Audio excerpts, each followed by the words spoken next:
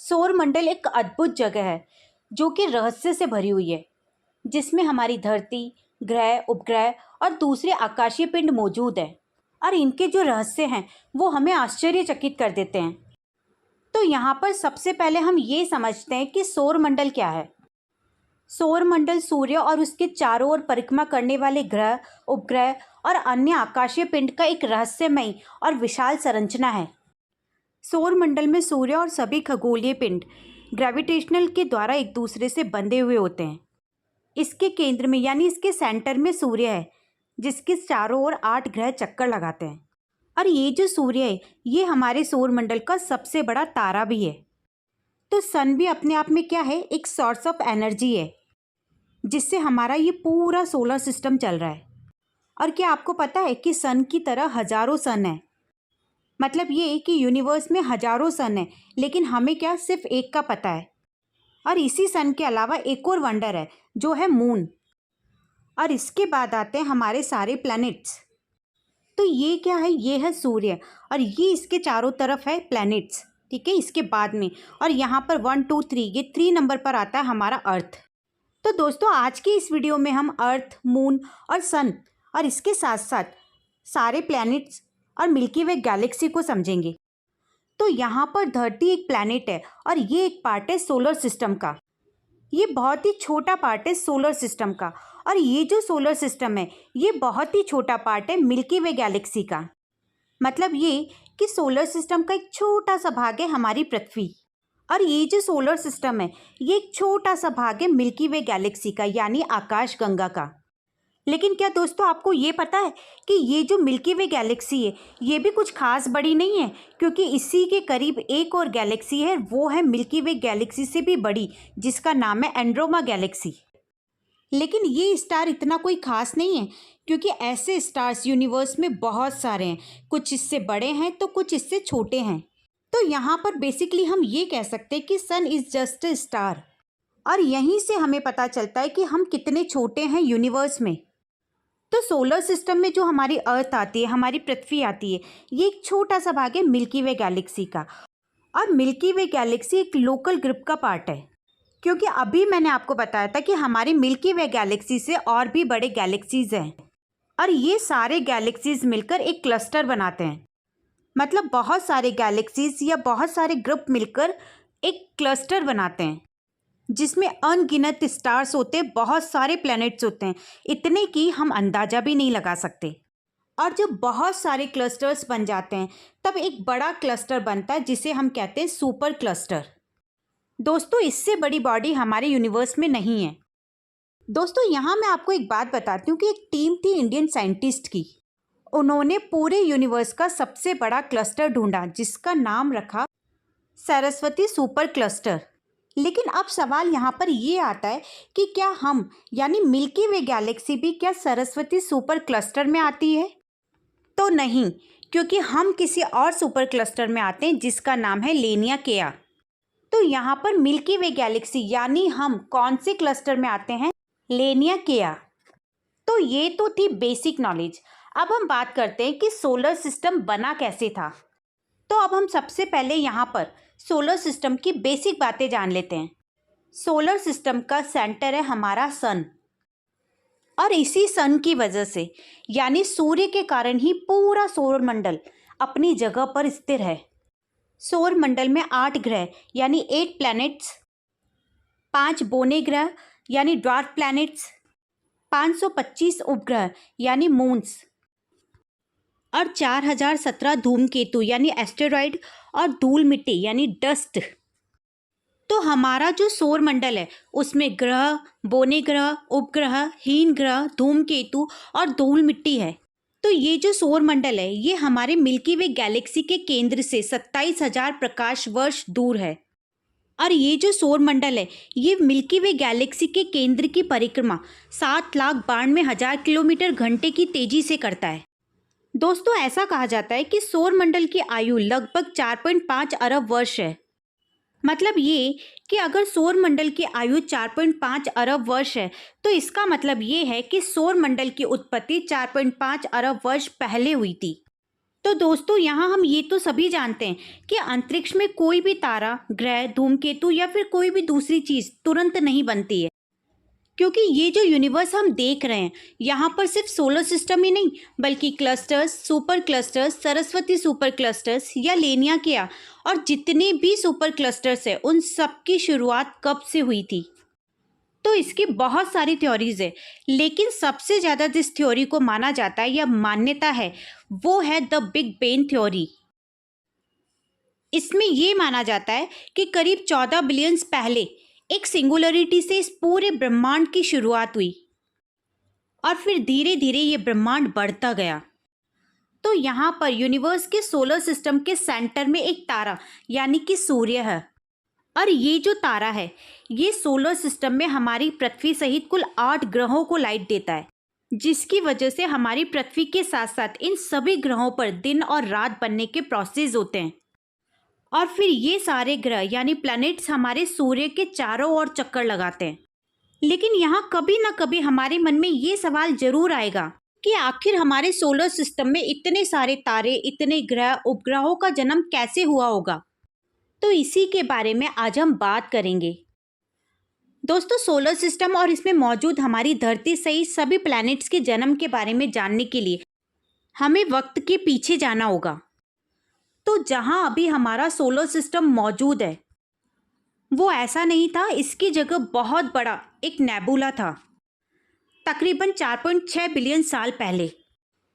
तो अब ये नेबुला क्या होता है, तो आप यहाँ स्क्रीन पर देखिए, ऐसा होता है नेबुला।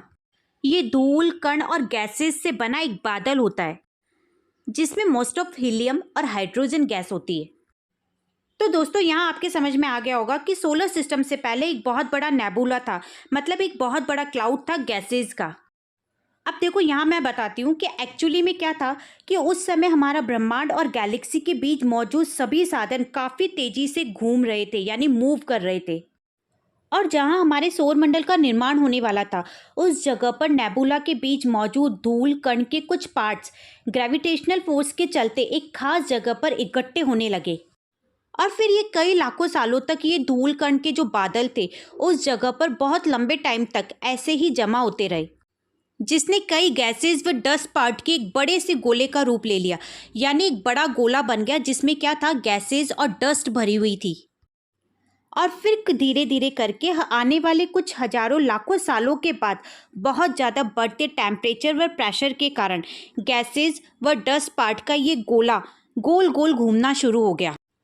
और फिर आगे आने वाले कई मिलियंस सालों के बाद ये जो गोला था वो एक डिस्क के रूप में बदल गया। और फिर इसके कुछ टाइम बाद क्या हुआ कि गैसेस व डस्ट पार्ट के और डिस्क के बीच में बहुत ज़्यादा ग्रेविटी और प्रेशर के कारण एक ठोस गोले ने जन्म लिया, जो किसी भी तारे के जन्म का एक शुरुआती प्रोसेस होता है, जिसे प्रोटोस्टार भी कहा जाता है। तो जैसे जैसे प्रोटोस्टार बढ़ता जाता है वैसे वैसे ग्रेविटेशनल फोर्स भी इसके ऊपर बहुत ज़्यादा बढ़ने लगती है। तो ये जो ग्रेविटेशनल फोर्स है ये क्या करती है, इसे छोटा करने की कोशिश करती है, और फिर धीरे धीरे प्रोटोस्टार की डेंसिटी बहुत ज़्यादा बढ़ने लगती है, और साथ साथ ही इसका प्रेशर भी बहुत ज़्यादा बढ़ने लगता है। तो अब क्या होगा, जब डेंसिटी बढ़ेगी, जब प्रेशर बढ़ेगा, तो प्रेशर बढ़ने के कारण इसका टेम्परेचर भी बढ़ने लगेगा। जब ये तीनों ही बढ़ने लगते हैं, डेंसिटी, प्रेशर और टेम्परेचर, तो फिर क्या होता है कि जो डस्ट और गैसेस से बनी हुई जो डिस्क थी ये प्रोटोस्टार के चारों ओर बहुत तेज़ी से घूमती रहती है, और ये जो डिस्क है ये तब तक घूमती रहती है जब तक प्रोटोस्टार का टेम्परेचर 10 मिलियन केल्विन तक नहीं पहुंच जाता, क्योंकि किसी भी तारे को प्रॉपर बनने के लिए उसका टेम्परेचर 10 मिलियन केल्विन तक पहुंचना बहुत ज़्यादा ज़रूरी होता है। और अगर ऐसा ना हो तो एक प्रोटोस्टार प्रॉपर स्टार में कन्वर्ट नहीं हो सकता।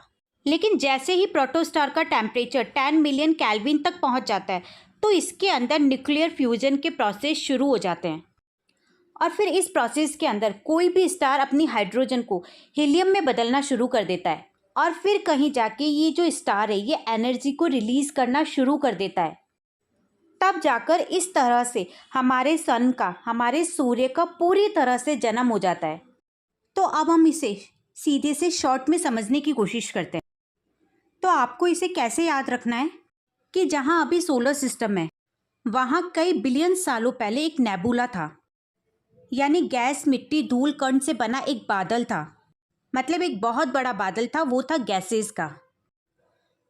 फिर धीरे धीरे क्या हुआ कि जो गैसेस थी उन्होंने घूमना शुरू कर दिया और बीच में जो सबसे हल्की गैसेस थी जैसे हाइड्रोजन और हीलियम, वो एक जगह जमा हो गई, जिससे हमारे सूर्य का जन्म हुआ।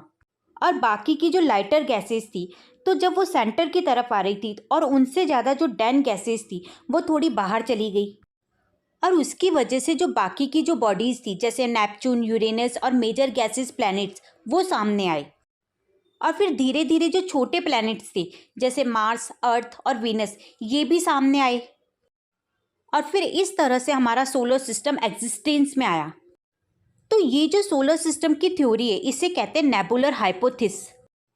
तो ये जो थ्योरी है ये 17वीं सेंचुरी के आसपास वजूद में आई थी, और बेशक ये एक थ्योरी ही है, एग्जैक्टली हमको भी नहीं पता कि एक्चुअली हुआ क्या था। तो जब सूर्य का जन्म होता है तब वो अपने जन्म के दौरान बहुत ज़्यादा लाइट को जनरेट करता है, और उसके सोलर वेट और इसके चारों ओर घूम रहे गैसेज और डस्ट के बादलों को बाहर की तरफ धकेल देता है, यानी बाहर की तरफ निकाल देता है। और बाकी की जो एक्स्ट्रा गैसेज और डस्ट पार्ट्स बचते हैं वो हमारे सूर्य के चारों ओर चक्कर लगाना शुरू कर देते हैं, जिन्हें हम 8 प्लैनेट्स के नाम से जानते हैं। तो यहाँ हम सबसे पहले बात करेंगे बुध यानी मर्क्यूरी की। और ये आकार में बहुत ही छोटा ग्रह है। इसे सूर्य का चक्कर लगाने में 88 दिन का समय लगता है, और ये इतना सूखा और वीरान प्लैनेट है कि इसके पास में अपना खुद का कोई एटमॉस्फेयर नहीं है। इसकी ज़मीन बिल्कुल भी फ्लैट नहीं है, बल्कि हमारे चांद की तरह उबड़ खाबड़ है। इसमें कहीं कहीं तो बहुत बड़े गड्ढे हैं, और कुछ गड्ढे तो इतने बड़े हैं कि जो सैकड़ों किलोमीटर तक लंबे और 3 किलोमीटर तक गहरे हैं। वैज्ञानिकों का मानना है कि इन गड्ढों के बनने का जो कारण है वो है शुक्र ग्रह और धूमकेतु के बुध ग्रह से टक्कर होना, जिसके कारण ही ये बड़े बड़े गड्ढे बने हैं। वैज्ञानिकों का मानना है कि मर्क्यूरी की सतह पृथ्वी की चंद्रमा की सतह से काफ़ी मिलती जुलती है। मर्क्यूरी की ज़मीन पर पहला जो आकार में सबसे बड़ा गड्ढा है वो लगभग 1550 मीटर व्यास का है। इसका पता 1974 में मैरिनर एनिमेशन के द्वारा लगाया गया था। मर्क्यूरी के वायुमंडल के अंदर मौसम नहीं पाए जाते, यानी हमारी पृथ्वी की तरह यहाँ पर मौसम परिवर्तन नहीं होते, और ना ही हम बुध ग्रह की सतह पर उतर सकते हैं, क्योंकि यहाँ पर दिन का जो तापमान है वो 427 डिग्री सेल्सियस होता है, और वहीं रात में -176 डिग्री सेल्सियस होता है। इसीलिए यहाँ पर जीवन संभव नहीं होता, क्योंकि इस टेम्परेचर में मनुष्य जिंदा नहीं रह सकता। अभी तक यहाँ पर 2 अंतरिक्ष यान भेजे जा चुके हैं। पहला है मैरिनर 10 और दूसरा है मैसेंजर। इन दोनों मिशन ने काफ़ी हद तक मर्क्यूरी को ऑब्जर्वेशन किया, और फिर जो डेटा नासा को चाहिए था वो डेटा नासा को दिया। ये जो मर्क्यूरी प्लैनेट है ये दूसरे प्लैनेट्स की कंपेयर में सूर्य का चक्कर सबसे जल्दी लगाता है। इसके पास अपना कोई उपग्रह नहीं है, और यही कारण है कि यहाँ पर वायुमंडल की कमी है। इसके बाद आता है दूसरे नंबर पर शुक्र ग्रह यानी वीनस। शुक्र को यानी वीनस को सुंदरता की देवी भी कहा जाता है, और इसके साथ ही इसे पृथ्वी की जुड़वा बहन भी कहते हैं, क्योंकि पृथ्वी और शुक्र का आकार, घनत्व और व्यास लगभग एक जैसा ही है, और इसी के साथ साथ इसे सबसे ज़्यादा हॉट प्लैनेट भी माना जाता है, क्योंकि यहाँ पर कार्बन डाइऑक्साइड और सल्फर ऑक्साइड 90% से ज़्यादा के बादल पाए जाते हैं। इसे सूर्य का एक चक्कर पूरा करने में 224.7 दिन का समय लगता है। सोलर सिस्टम में सूर्य और चंद्रमा के बाद वीनस ही आता है जो सबसे ज़्यादा चमकता है। इसे इवनिंग स्टार और मॉर्निंग स्टार भी कहते हैं। ये ईस्ट टू वेस्ट की तरफ घूमता है, और इसका अपना खुद का कोई सैटेलाइट नहीं है। अब हमारे मन में यहाँ पर सवाल ये आता है कि वीनस सोलर सिस्टम का सबसे गर्म प्लैनेट क्यों है, जबकि मर्क्यूरी सूर्य के सबसे पास है। तब भी वीनस ही सबसे गर्म क्यों है? तो यहाँ मैं आपको बताती हूँ कि वीनस में एक थिक लेयर है क्लाउड्स की, जो कार्बन डाइऑक्साइड और कुछ गैसेस से बनी है, जिससे क्या होता है कि जो सूरज की गर्माहट आती है उसको वो ट्रैप कर लेती है, और फिर वो हीट कहीं और जा नहीं सकती, और फिर ये जो हीट है ये वापस ट्रैक पर आ जाती है, और इसीलिए ये ज़्यादा गर्म हो जाती है। अब तीसरे नंबर पर आती है अर्थ यानी हमारी पृथ्वी। यह सौरमंडल का तीसरा ग्रह है। पृथ्वी सौरमंडल का एकमात्र ऐसा ग्रह है जहाँ पर जीवन संभव है। इसका 71% भाग जल और बाकी का भाग भूमि से कवर है। पृथ्वी अपने अक्ष पर परिभ्रमण 24 घंटे में पूरा करती है। पृथ्वी सूर्य की परिक्रमा 365 दिन और 6 घंटे में पूरा करती है। पृथ्वी अपने अक्ष पर 23.5 डिग्री झुकी हुई है। अंतरिक्ष से पृथ्वी नीली दिखाई देती है क्योंकि इसका 2/3 भाग पानी से ढका हुआ है, इसीलिए इसे नीला ग्रह भी कहा जाता है। पृथ्वी के आंतरिक भाग को 3 अलग अलग भागों में बांटा गया है: भूपटरी, मैंटल और कोर। कोर पृथ्वी की सबसे आंतरिक और भूपटरी सबसे बाहरी लेयर है, जो 2900 किलोमीटर की गहराई पर स्थित है। पृथ्वी का आंतरिक भाग यानी कोर का तापमान 5000 डिग्री सेल्सियस से ज़्यादा तक पहुंच जाता है, इसीलिए कोर में तापमान सूर्य की सतह से ज़्यादा गर्म होता है। अब चौथे नंबर पर आता है मार्स यानी मंगल ग्रह। मंगल ग्रह को लाल ग्रह के नाम से भी जाना जाता है। इसको घूर्णन करने में लगभग 24 घंटे लगते हैं और ये सूर्य का चक्कर 687 दिन में पूरा करता है। ये अपनी दूरी से 25 डिग्री 12 मिनट झुका हुआ है। मंगल ग्रह की घाटियाँ, रेगिस्तान और बर्फीली चोटियाँ पृथ्वी के समान ही हैं। हमारे सौरमंडल का सबसे ऊंचा पर्वत ओलंपस मोन्स मंगल ग्रह पर ही स्थित है। इसीलिए वैज्ञानिकों का मानना है कि पृथ्वी की तरह यहाँ पर भी जीवन संभव हो सकता है। मंगल ग्रह की सतह पर पाए जाने वाले तत्वों के कारण ये लाल रंग का होता है, क्योंकि मंगल की सतह पर आयरन ऑक्साइड की मात्रा बहुत ज़्यादा है। मंगल ग्रह पर बहुत ज़्यादा लोहा है और जब ये ऑक्सीजन के अणुओं के साथ मिलकर क्रिया करता है तो आयरन ऑक्साइड बनाता है। ये पृथ्वी से छोटा है और इसके पास 2 मून हैं, फोबोस और डिमोस, जो बहुत ही छोटे और अनियमित आकार के हैं। इसके बाद 5वें नंबर पे जो प्लैनेट आता है वो है जुपिटर यानी बृहस्पति। जुपिटर सोलर सिस्टम का सबसे बड़ा प्लैनेट है और इस पर जो 4 सबसे बड़े मून्स हैं वो काफ़ी फेमस है, जिनके नाम इस प्रकार है: आयो, यूरोपा, गैनेमेड और कैलिस्टो। ये चारों मून्स गैलीलियन चंद्रमा के नाम से जाने जाते हैं। दोस्तों, अगर हम बात करें जुपिटर की तो ये मेनली एक गैस पिंड है जिसका द्रव्यमान सूर्य के 1000वें भाग के बराबर और सौरमंडल में मौजूद अन्य 7 ग्रहों के कुल द्रव्यमान के 2.5 गुना है। खगोलविद ने 12 ऐसे नए उपग्रहों की खोज की है जो सौरमंडल के सबसे बड़े ग्रह यानी जुपिटर का चक्कर लगा रहे हैं। इसलिए अब जुपिटर के कुल 95 उपग्रह यानी मून्स हैं। इसे पीला ग्रह भी कहते हैं और ये अपने अक्ष पर घूर्णन 9 घंटे 56 मिनट में पूरा करता है। दोस्तों, क्या आपको पता है कि जुपिटर सूर्य की जो परिक्रमा है वो लगभग 12 सालों में पूरी करता है। जुपिटर पर हाइड्रोजन, हीलियम और मीथेन गैस की बहुत ज़्यादा मात्रा पाई जाती है। इसके बाद आता है छठा ग्रह शनि यानी सैटर्न। पूरे सौरमंडल का दूसरा सबसे बड़ा ग्रह है शनि यानी सैटर्न। सौरमंडल में सबसे ज़्यादा उपग्रह एक ग्रह के हैं। ये अपने अक्ष पर घूर्णन 10 घंटे 40 मिनट में पूरा करता है और शनि सूर्य की परिक्रमा लगभग 29 वर्षों में पूरी करता है। सैटर्न प्लैनेट का सबसे बड़ा मून टाइटन है और सैटर्न का एक मून ऐसा है जो उल्टी दिशा में मूव करता है, जिसे फॉबे के नाम से जाना जाता है। सैटर्न पर 75% हाइड्रोजन और 25% हीलियम गैस है। जल, मीथेन, अमोनिया और पत्थर यहाँ पर बहुत कम मात्रा में पाए जाते हैं। इसका जो टाइटन मून है वो एक बड़े वायुमंडल को संभाल के रखने वाला सौरमंडल का एकमात्र चंद्रमा है। इसका इंटरनली स्ट्रक्चर यानी आंतरिक संरचना लोहा, निकल और चट्टानों यानी सिलिकॉन और ऑक्सीजन यौगिक के कोर से बना है, जो मेटेलिक हाइड्रोजन की एक मोटी परत से घिरा हुआ है। यानी इस पे मेटेलिक हाइड्रोजन की एक मोटी परत बनी हुई है जिसके बीच में लिक्विड हाइड्रोजन और हीलियम की एक लेयर है और इसके बाहरी साइड गैसीय लेयर है। ये ऊपरी वायुमंडल के अमोनिया क्रिस्टल के कारण हल्के पीले रंग में दिखाई देता है। इसके बाद 7वें नंबर पर आता है यूरेनस। ये हमारे सौरमंडल का 7वां प्लैनेट है और इसके 27 नॉन मून्स हैं। व्यास के आधार पर यह सौरमंडल का तीसरा बड़ा और द्रव्यमान के आधार पर चौथा बड़ा ग्रह है। अगर औसतीय रूप में देखें तो ये पृथ्वी से बहुत कम घना है। ये अपने अक्ष पर घूर्णन 17 घंटे और 14 मिनट में पूरा करता है। सूर्य से वरुण की दूरी 2870 मिलियन किलोमीटर है। ये बहुत ज़्यादा झुका हुआ होने के कारण लेटा हुआ दिखाई देता है। इसके बाद आता है 8वां प्लैनेट नेपच्यून। नेपच्यून ग्रह को वरुण ग्रह भी कहा जाता है। ये अपने अक्ष पर घूर्णन लगभग 16 से 19 घंटों में पूरी करता है और ये सूर्य का चक्कर 164 सालों में पूरा करता है। व्यास के आधार पर ये सौरमंडल का चौथा और द्रव्यमान के आधार पर तीसरा बड़ा ग्रह है। इसका द्रव्यमान पृथ्वी से 17 गुना ज़्यादा है। वरुण की सूर्य से दूरी 449 करोड़ 83 लाख किलोमीटर है। अरुण व वरुण ग्रह को जुड़वा ग्रह भी माना जाता है। वरुण ग्रह के 13 उपग्रह हैं।